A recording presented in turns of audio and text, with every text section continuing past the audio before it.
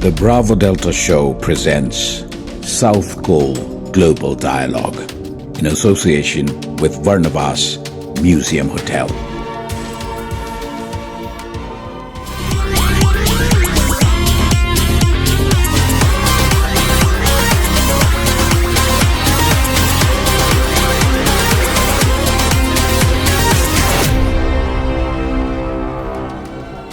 The Bravo Delta Show, brought to you by Maruti Cement and Seco.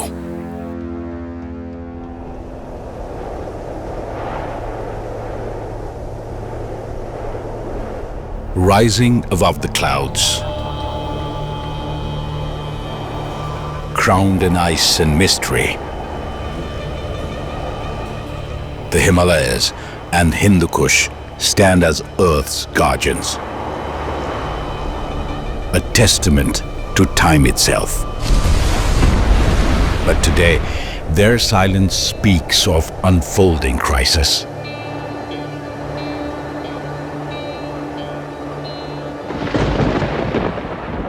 The stark realities of global warming are no longer distant warnings. They are here, unfolding before our eyes. Glaciers, ancient and mighty, are retreating at an alarming rate.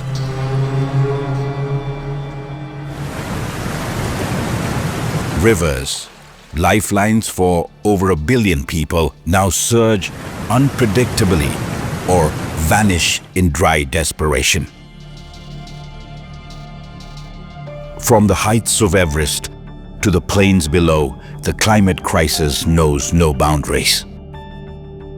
For the people who call this region home.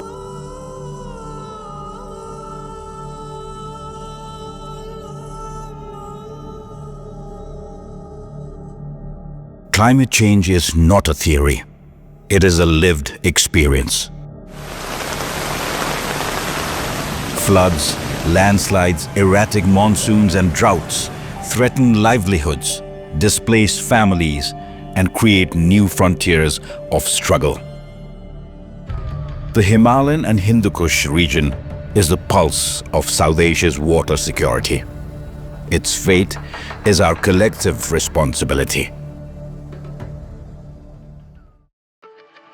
Nepal, a nation perched at the heart of this fragile ecosystem, finds itself at a geopolitical crossroads, with giants like China and India on either side, and global powers eyeing the strategic importance of the region. Nepal's role is pivotal. The balance between conservation, development and diplomacy has never been more delicate. This is why we are here.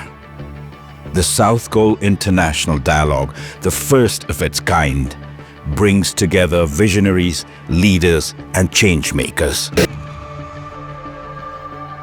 to confront the crisis, to find solutions and to inspire action. The Himalayas are more than mountains. They are our shared heritage, our future, our responsibility. The time for action is now. The voices of the mountains are calling. Will we listen? Will we act?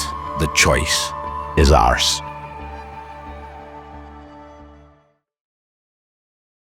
Eric and Arup, welcome to the Bravo Delta Show. And this is the first ever recording of one-of-a-kind series that we're starting. It's known as the South Col Dialogue, in which we would be dealing with issues of conservation, environment, and in a larger scale about global warming. And with your experience and with your in-depth knowledge about the subject, I want to delve directly into issues, but for the larger advantage of the audience, I would like to go a little elementary. How real is global warming, Eric? It's happening here and now. It's for everyone to see. The wildfires, which have destroyed so many homes in California, yes, some Hollywood stars, but mainly just normal Americans getting their house destroyed, and some even killed. In Nepal last year, there were flooding, killing people. China is experiencing droughts and extreme floods. Pakistan had a massive flood. It's happening here and now, visible for everyone. But the good news is that the world is also more and more taking action to solve the problem. And the problem, Arab, if it's real, where does the problem originate? Well, that's a very interesting question. Building on what Eric mentioned, falling back on that, the origin is, I would say, global warming. What happened in global warming is, if we look at the rise of global temperature, a little bit of global warming is natural. But after the Industrial Revolution, particularly when the steam engine was invented, then you see a vertical graph on global warming. And that had been accumulating, and then the greenhouse gases were trapped in. So we've been discussing this, what we call the Conference of Parties, for the one in Baku, Azerbaijan, held was the 29th. So, and in the Paris Agreement, it was agreed the threshold would be pre-industrial area 1.5 degree. But 2024 was the hottest year in the history of this earth, which crossed the symbolic threshold of 1.5 degree to 1.6 degree. And in that way, as Eric mentioned, you see the California fires, you see floods all over the world, you see the glaciers being receded, depleted. So that is what we need to adapt on. And when we talk about the industrial boom, countries like Nepal, we've never experienced the boom as an industrial state. So would you term Nepal as probably one of the most significant victims of the global industrialization that happened almost a century back? Yes, indeed. I mean, Nepal is a victim, not a culprit. And Nepal has not caused the climate crisis. That's caused by, yes, the United States of America, by Europe, and by a few other industrial nations, like, say, Japan. The developing world has not caused the crisis. It's suffering from the crisis, like you see, for instance, the melting of the glaciers in the Himalayas right here in Nepal. However, Nepal is part of the solution, because the new economy of the world gives Nepal the opportunity to go green, go into solar and into hydropower energy, and transform itself from an old-style economy into a new, vibrant, green economy. That's what China is doing large scale now, what India is doing. And that's the opportunity for Nepal. Not look to yourself as a victim. That normally brings people not too much. Look to the opportunities for Nepal for a new green economy. That's very good for the people of Nepal, but it was also good for the rest of the world. As Nepal is termed by experts that we fall in the third pole, how accurate is that statement? The third pole is referred to the glaciers in the Himalayas. You have the first pole, the North Pole, the South Pole. And this is one of the third largest repository of fresh water that is trapped in glaciers. And these glaciers from the Hindu Kush, Himalayas, and the Caucasus Mountains sustain over 2.5 billion people in almost 27 countries. All the way from the Mekong River in Vietnam, the Yangtze in China, the Irrawaddy, the Ganges, the Yellow River, the Indus. It not only sustains humans, it sustains ecosystems, biodiversity, and most importantly, cultures. You see the Mahakumbh that is happening once every 144 years. You attended I just came straight from there. The water in the Ganges is from the glaciers. So will we still have a Mahakumbh by 2050 or 2075? When what science is telling us, the glaciers in the Hindu Kush Himalayas will be depleted by 50%. So, If I may interrupt Please. and add to this, I mean, the Indians or the Hindus, of course, made Ganga the mother of the earth, the mother river. Why? Because it was so absolutely critical to the Indian civilization, as you say. Without Ganga, you could hardly think of the Indian civilization. Religion, politics, philosophy, but of course much more practical. It sustained agriculture along the river. And if in the worst of cases, the glaciers were to melt and there will be no glacier water into the Ganga, well, it will still exist, but it will be a seasonal river. During monsoon, there will still be a Ganga, but in the dry season, there will be no Ganga. That will be an absolute catastrophe for India. And similarly, you can think of in the other great rivers of Asia, which is out of here. We are fortunately far from that point now, that we must work very, very hard to make sure that we never get there. and if we've identified this as a problem, we always seek for solutions. So ice depletion and the glacial depletion that is happening primarily in areas of the Himalayas and the Hindu Kush, which we are very evidently very close.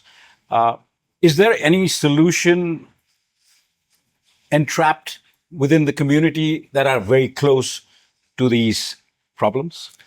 The main solution is global, because you need to fight climate change at a global scale. The heating of the air in the Himalayas, well, that comes from the burning of fossil fuels in other parts of the world. So the main solution is to make the switch from coal and oil and gas into the renewable energies. But the very good news is that for the first time in human history, that's possible. In the past, there was only one way to prosperity for every nation. It was called fossil fuels. If you didn't do coal, if you didn't do oil, you couldn't prosper. But now, solar energy is much cheaper than coal. You save money if you go from coal to solar. Last year, China invested 20 times the entire economy of Nepal just in solar and wind.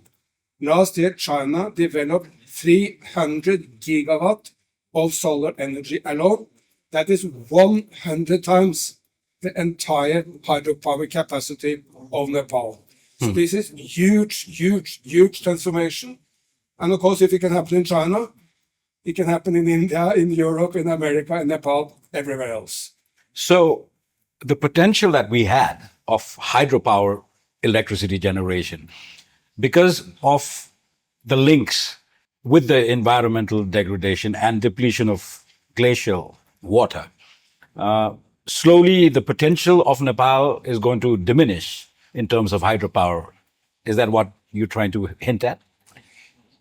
Yeah, that will be an unfortunate consequence of climate change, that you will again have more seasonal rivers, which will of course affect the hydropower production. But at this point of history, I think Nepal should focus on the opposite, the enormous opportunity for developing hydropower. And Nepal has an opportunity to develop 80 gigawatt of hydropower. At the moment, it's about 3.5. So there's a huge possible opportunity here for jobs, prosperity, uplifting the economy, making fewer Nepalese need to go to the Middle East because there is domestic development.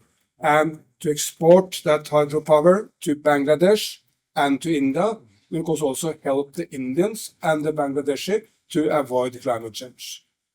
What is the Nepali experience on the same issue? Eric rightly pointed out about the monsoon. But my question is, with climate change, will we still have the monsoons? You know, the monsoon pattern, we didn't, this winter we had no rains. We're having forest As of fire. now, no. As Yeah. of now. And these are from this is called the westerly. Very important for farming, for agriculture. And optically, we can experience that in the Actually, see mountains. the haze here? You know, we never had forest fire in January. In midwinter, the Himalayas are still black. There's no snow. So that raises the question of how sustainable would hydropower be, even there is no water. Alternative green energy that Eric was mentioning, is it possible? It is. There are other sources of green energy. Hydropower is other. There's solar energy. There's new innovation coming up. Don't forget, humans are the best adapters to situation. You can adapt what is happening. But as far as glaciers are concerned, people have been living with volcanoes, landslides, earthquakes, many kinds of disasters. There's traditional knowledge to address these issues. But whereas the depletion of glaciers, glacial lake outbursts, there's no traditional knowledge because this is a new phenomenon that has emerged in the last 30, 40 years. 30 years, let me be, to be Precise, let's say. The depletion of glacier was never even discussed. But discussions of such sorts, many people are engaged, it seems, the world over. There are designated forums for discussion and engagement. But there are political differences between the industrialized nations and the less industrialized nations like Nepal. We are just audiences to these political brickbatting, if I may. We have the COP initiative and we have the infamous, the Paris Accord, and suddenly US is again pulled out from the Paris Accord. What message does it send to countries like Nepal and with the stakeholders of such brunt degradation in environment? What is your experience? You travel the world all the time and you carry this message and activism on the issue the world over. It's obviously an enormous affront to the world when President Trump says that, oh, America, which was the one nation which more than any other nation in the world created the climate problem, tell the rest of the world, oh, you sort out the problem we caused. That's completely unacceptable. Fortunately, there are many states, many businesses, many Americans who have a different view. In fact, the vast majority of Americans believe that we should act on climate. So I'm optimistic that these will change. But let me tell you where you find the real forces for change. Last year, I attended at the end of the year 2 main conferences. One was the climate conference in Baku. I went straight from Baku to the Chinese city of Chengdu to meet all the Chinese solar companies. Well, I believe that conference is more substantial for the world because the diplomacy don't really bring any results. The solar companies who come together in Chengdu, they have brought down the price of solar by 90%. The fierce competition between these companies have made solar energy so cheap that any nation, Nepal, but any nation in the world, who switch from fossil fuels to solar, save money. It's not a cost, it's a saving. So the actions of the Chinese solar companies, de facto for the world, is much more important than the diplomatic conferences. And you see, if I may add, a lot of the same now in India. Prime Minister Modi just launched an initiative for 1 crore, 10 million rooftop solar in India. Well, that's enormous. 10 million, that matters. So look to the huge action in China, in India, but also in Europe and other places. And that's where you see the hope for the future. Even in Saudi Arabia, for that matter. The initiative is... Crown Prince of Saudi Arabia is really putting the nation on a period of rapid reform. It's improved, fortunately, the situation for women dramatically in Saudi Arabia, opened up the country, which is very good. And he's also understanding that Saudi Arabia cannot just be married to the oil for the rest of its lifetime. It needs to also go into solar. And of course, Saudi Arabia has huge deserts with enormous amount of sunshine, so very well suited for solar energy. Arup, you've worked in conservation for a long time, Yeah. and in different capacities. But as you rightly said, the depletion of glacial water or glacial deposits of ice, its depletion is fairly a new phenomenon. Is the voice within the country of Nepal loud enough for the hue and cry that is required the world over? I think for this issue, we need to go beyond Nepal. You know, this is, as Eric pointed out earlier, this warrants a global, comprehensive effort. It's not only Nepal we're talking about. We're talking right in Asia. It's almost 3 billion people from the Caucasus to Vietnam. Yes. So there is a need for a laser-focused international center for glaciers that can provide research, adaptation, mitigation. You cannot preserve glaciers at 1.5 degree or 1.6 degree. Or it's like putting a ice here and saying how do you preserve it. Well, you adapt and mitigate the melting of the ice. So there is need for that, such an organization. And intergovernmental, I would say. That would be a clearinghouse for glacier information, adaptation technology, and nations and states need to understand, unlike the world of nations, climate change, glacier depletion does not stop at boundaries. These are trans-boundaries. You know, the glaciers from Nepal feed rivers in India. The Ganges, for that matter. There is no part of the world where melting of glaciers will have anything similar to the effects of in the Himalayas. As he said, this is the Yangtze, the Irrawaddy in Myanmar, this is the Mekong in Vietnam and Cambodia, and of course this is the Indus, the Brahmaputra, the Ganga, all the rivers. And China. And even if the Yellow River is not starting directly in the Himalayas, it's also The Yangtze? closely Yeah. related to this. So this is an enormous issue. But the melting of glaciers is a global issue. In my nation, Norway, we have some islands very close up to the North Pole called the Spitsbergen Islands. Beautiful, beautiful place. Please come and see. But over the last 2 years, in some years, it has been 7 degrees hotter than normal. That's a huge difference, much bigger than the average of the world. And you see a rapid degradation of the glaciers. Of course, that's bad for the polar bears, bad for the local environment. It doesn't have the same impact of so many people as in Asia, but it's an issue which is global. In Bolivia, in the Andes, in South America, I was at the capital La Paz, and I saw some equipment in the mountains there, and I asked, what is this?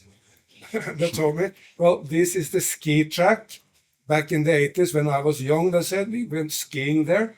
Now there is no snow, and there is no need for a ski track. There is no snow. There are visible yardsticks Absolutely visible. to quantify whatever we're talking about. So this initiative from Kathmandu, link up to Africa, link up to coastal nations in Asia, Europe. There is a lot of people affected by. Your reaction on his proposal of the International Center for Glaciers, is that necessary? He said there is no way we can stop the melting of the glaciers. If it works with the many other centers who are working on Arctic and Antarctic and mountain issues, I think it can do very well. It can, of course, provide the science, because we need to measure what's happening, to know what's happening, and see the opportunities for humans to act. And it's also a warning signal to the world. Please Trump, but also please Prime Minister Modi, President Xi, President Macron, for that matter, Prime Minister Oli, please act. Yes. You met the Prime Minister this morning. What did you make of his stand with the environmental degradation that is happening? He was very, very engaged on exactly this issue. He spoke at length about how Himalayas, but that means Nepal, is kind of the refrigerator, the cooling place of the world. Look, last year in May, it was about 52 degrees in Delhi and the same in Pakistan. Absolutely horrendous. If it continued to increase, most people there don't have air conditioning. They're suffering a lot. And the cooling effect of the Himalayas is so essential for the life of people outside the Himalayas. And he was very passionate on this, and I'm sure he also wants to act, and he wants to invite people here to come and see and to showcase it to the world.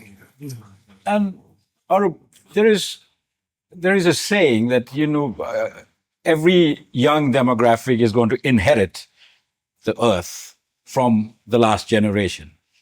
And when we talk about handing over the kind of the earth that we've experienced, our forefathers have experienced, I think there needs to be a very uniform understanding in the demographic itself.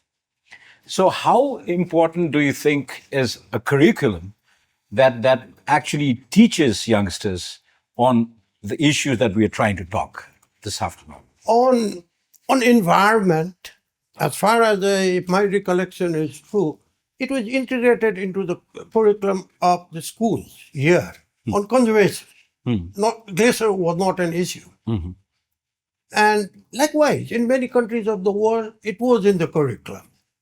That people were educated. But however, when I was working in Nepal, our target were the women on conservation education. Go back to the old adage. Women, mothers, are the first teachers. And the family and community. And the house is the first school. So through osmotic process, the children would learn. Because it is the women in the hills of Nepal or Laos or Burundi that go fetch fuel wood, fodder. Every year, their access to fuel wood and fodder is getting further and further. So they experience, they know firsthand the consequences of environment degradation. But as you rightly said, 30 years back, there was no issue called the glacial melting. But now it is. So upgrading the curriculum is as important as just inclusion of environmental, know-how to students. That is very important, Bhusan, but I think we should start with the policymakers and planners, put them on their radar so that something like this can be launched. And Eric is also very much involved in peacemaking, right? And let me stress that the Himalayan glaciers are surrounded by 3 nuclear powers. The largest armies, and these countries many a times don't see eye to eye. So when there is by 2050, 50% of the glaciers are to be gone. That is what science is telling us. So what would be? If there be a glacier-induced, climate-induced conflict? Do you think that that's going to happen? It cannot be ruled out. But there is not an easy relationship between environment degradation and wars, but it cannot be ruled out. But if you allow me, I completely agree that we need new and better curriculums, because we need new and better practice, like moving into solar, but we also need a new way of thinking. And at this Mahakumbh, this huge Hindu festival in India, I discussed that a lot with people. We simply need to move from what was dominating in Western thinking, that was humans are above nature. Humans can destroy forests, kill animals. We are the superior species. We are above everything. That was the thinking, basically coming from the West. The old South Asian thinking was very different. That was humans are part of nature. Yes. We are in nature with our sisters and brothers, animals, trees, plants, rivers. We are part of nature. And for long, Western scholars said, this is an old thinking. Well, now this thinking looks very modern. Old Asian thinking is the most modern thinking in the world. We need to see humans as a part of nature, not as superior to nature. Look, Mother Earth is doing very well without us. The 3 of us and the rest of humanity were to be killed tomorrow. Mother Earth will do very well. She is not depending on us. We depend on Mother Earth. And then we need this philosophy of being part of nature rather than superior to nature. At this day and age, I think problems, solutions, geopolitics, the level of understanding between humans around the world, one thing helps a lot: technology. So how big a part technology is playing in creating awareness and mitigating the issues of environmental degradation the world over?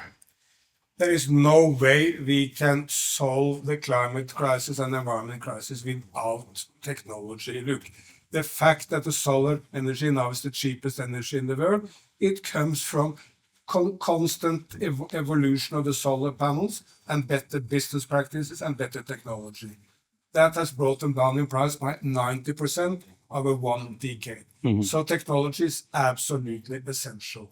The new and of course most revolutionary technology that just at the starting point is artificial intelligence. That can bring a lot of havoc, can be used to wars, for terrorists, it can be used for new and fake news, a lot of negatives, but it can also harvest an enormous amount of positives, like a much better use of the energy, a much better nature conservation, and being smart in finding the solutions to all our problems. So let's embrace opportunities from technology, but not being naive about the possible downsides. The efforts that Nepal engaged itself in conservation started way back in the 70s. Right. But as you rightly said, the focus was somewhere else. Exactly. But now the focus has enlarged. Are we doing enough? When you work for conservation for more than 30 years, you always say it's never enough, right? In fact, it's not enough. But the thing is, if we recall what we discussed earlier, Nepal emits less than 0.5% greenhouse gases. That is creating all this problem. But the G20s are responsible for more than 80%. So for us, is to ask, are they doing enough? All right. Right? Because the consequences of their emission of greenhouse gases, it's countries like Nepal, Laos, Burundi, LDCs, least developed countries, that are most vulnerable to human-induced climate change when you're not responsible for it. So how much is enough for Nepal to do? This tangent between the industrialized nations and the developing world that we represent here in Nepal, how do you think you can ease up this tangent? Is there a way out? I think the way out is what China, which of course is still a developing country, even if it's fairly rich, and India is providing, looking into the opportunities. How can we create jobs and prosperity in our nation by going green? And look, of course, we are not doing enough when it comes to protection of nature. However, let's build upon the success stories. Nepal was the first nation which doubled its target population. Now, India, which is much bigger, also doubled its target population. Well, that's not enough, but it's a good step. China has drastically increased the number of giant pandas, and Indonesia, which is the second largest rainforest nation in the world, last year brought deforestation basically down to zero. That was because good policies of the government, but it was also because the big business of Indonesia understand we should not be the people destroying the forest. We can do our business. We can get our palm oil, we get our paper and pulp without destroying the forest. And that's so wonderful because this is the Indonesian rainforest is huge and beautiful, and now it's close to zero deforestation. And by the way, Brazil and the President Lula has also drastically reduced deforestation in the largest. Our records with reforestation has been exemplary, don't you think? Well, as far as community forestry is concerned, Nepal has been a leader. In national park systems, Nepal has been a leader. It's a global example. Talk about conservation area, like the Annapurna Conservation Area project, is a unique success, which has been replicated in many parts of the world. So yes, we have a very glowing history in the conservation successes. Another success story which is visible every day now in the streets of Kathmandu. It's nothing to do with conservation, but it's a success story. It's the number of electric cars. Yes. Yes, Outside It is. outside China and Norway, I don't think there are so many electric cars anywhere as a percentage. Beautiful, wonderful. But how real do you think this electric car boom in the world is going to be? I think there's absolutely no doubt that by 2035, 2040, nearly every car in the world will be electric. Look, a few months back, I was jogging, running a morning in Beijing. It was along an enormous motor road. And then I realized, wow, there's no noise. Any number of cars, there is no noise. Why? Because all the taxis were electric, all the scooters were electric, All the public buses. were electric, exactly. Half the cars are electric, and even many trucks are electric. And when you make that switch, because no one wants to go back, why would you want to go back to an old-fashioned technology with a lot of noise and a lot of pollution, and with much less advanced technology? In my nation, Norway, now 95% of all new cars are electric, and I never met a person, even if the person hates the environment, still want to be with electric cars because it's much more advanced. Yes. I mean, this is probably our initial initiative of the South Col Dialogue. And both of you gentlemen, I think, I didn't want to stop this here, but this is just an initial footstep that we've taken. And next time when you come to Nepal, we might just want to take you up in the mountains and make you see firsthand what we were actually making a noise about, which you know very well. You're very well versed about it. Please take me there. It's so beautiful, fantastic. And we want to keep it beautiful. And this dialogue will continue, and it would not be a regular spot, but it would be traveling with students, with environmental experts around the world. We would like to invite them to join this dialogue, and snowball effect has to come out of it. And I thank you for your thoughts and time, both of you. And this is just the kickstart. We will be doing this more often. Thank you. Thank you. It is an honor to share the podium with you. Really, really nice. Thank you very much. Very nice. Thank you. Thank you.